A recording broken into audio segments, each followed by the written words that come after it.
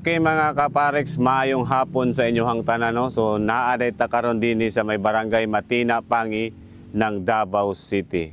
Apan sa dili pa, paki-subscribe naman sa ato ang channel da, no? Parex Tolindoy Vlog. Unya paki-click na lang po sa bell button para updated ka sa mga panibago na tong mga video. So akong ipakita sa inyo adol, no, unsa katibay or unsa kasulid ang mga proyekto nga gibuhat dinhing dapita sa Davao City. Tara. So kini dol mao ni ginatawag og slope protection nga grabe. Dili basta-basta ang pagkahimo dol, no, tungod kay grabe ang mga bato gipangbutang. Wala na siya gitipid ha, dili na sa mga styrofoam ha. Unya solid kay na sa dol tungod kay grabe, makita nimo na, no.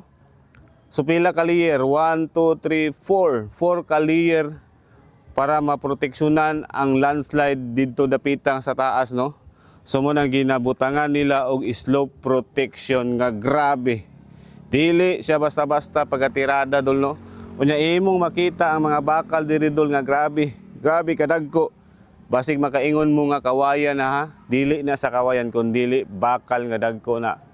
So ingon ani dol, no. Grabe ang mga project dining dapita sa Davao City. Dili basta-basta. Niya pulido, solid pagikayo. Bisan pag magdagandagan ka diri dol.